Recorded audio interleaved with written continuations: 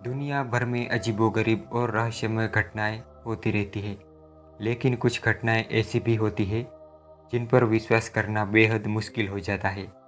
इत्तेफाक या संयोग इनमें से एक है।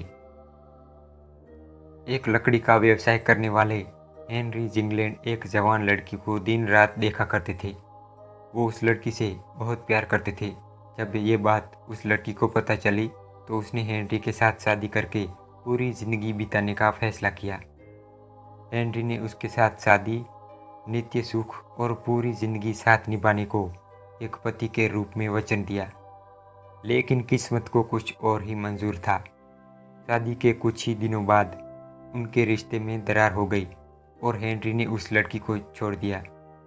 इस घटना ने लड़की को पूरी तरह से तोड़ दिया था। अपने साथ हुए धोखे और शहर में फैली अफवाहों ने लड़की को आत्महत्या करने पर मजबूर कर दिया और उसने आत्महत्या कर ली। अपने बहन की मौत का बदला लेने के लिए लड़की के भाई ने जिंगलैंड को जान से मारने का फैसला किया। एक दिन जिंगलैंड अपने काम पर जंगल में जा रहे थे, तब उस आदमी ने जिंगलैंड का पीछा किया। उस बात से अनजान जिंगलैंड अपने रास्ते बेफिक्र होकर चल रहे थे। जब वो एक बड़े पेड़ के पास पहुंचे तो उन्हें उस पेड़ के पीछे एक आदमी दिखाई देता है।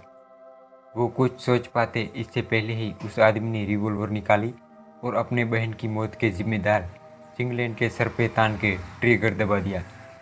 गोली ने अपने शिकार के लिए एक सीधा और सही रास्ता चुना, लेकिन यहाँ पर किस्मत जिंगलैंड का साथ देती है।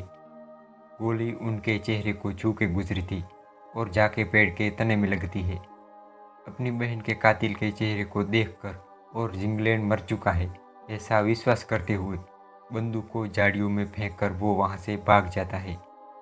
बिना मौत की जांच किए और अपने बदले पर विश्वास करके उसे ये पता भी नहीं था कि जिंगलैंड अब भी जिंदा है। पिछले कुछ दिनों में घटी घटनाओं ने लड़की के भाई की नींद हराम कर रखी थी। उसे बार बार अपने द्वारा चलाई गई गोली और जिंगलैंड का खून से लथपथ चेहरा दिखाई देता था। उसे रात को डरावने सपने आते थे और एक तरफ उसे पुलिस का भी डर था। यह सब वो बर्दाश्त नहीं कर सका और अपनी बहन की तरह उसने भी आत्महत्या का रास्ता चुना। अब जिंगलैंड का रास्ता साफ हो गया था और वो अब उस गांव में आराम से रह सकता था बिना किसी डर के।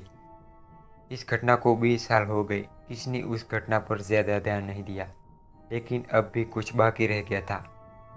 20 साल पहले लड़की के भाई ने चलाई हुई गोली आज भी जिंगलैंड का इंतज़ार कर रही थी। अब क्योंकि जिंगलैंड लकड़ी का व्यवसायी था तो वो अपना काम कर रहा था। यहाँ उसकी ज़िंदगी में एक अजीब घटना होती है। वो उसी पेड़ को काटता है जहाँ पर लड़की के भाई ने उसे मारने की कोशिश की थी, लेकिन पेड़ इतना कठिन था कि उसे कुल्हाड़ी या आरी से काटना लगभग नामुमकिन था। इसीलिए इस पेड़ को डायनामाइट से उड़ाने का फैसला किया। ये वही पेड़ था जहाँ जिंगलैंड मरते मरते बचा था और वो गोली आज भी उस पेड़ के तने में चुभी हुई जिंगलैंड का इंतज़ार कर रही थी। पेड़ पर डायनामाइट लगाए गए और उसे ब्लास्ट किया। जैसे ही डायनामाइट फटा, हजारों लकड़ी के टुकड़े हवा में चारों तरफ फैल गए और उसी के साथ आज़ाद हुई 20 साल पहले कैद हुई गोली, जिस पर जिंगलैंड का नाम उकेरा गया था। गोली ने इस बार कोई गलती नहीं की और वो अपना काम बखूबी निभाया। वो सीधे जिंगलैंड की खोपड़ी में लगी और उसकी वहीं मौत हो गई।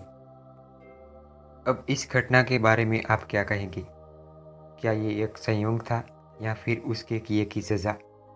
आपको इनमें से किसी एक को चुनना है। मुझे कमेंट करके ज़रूर बताएं।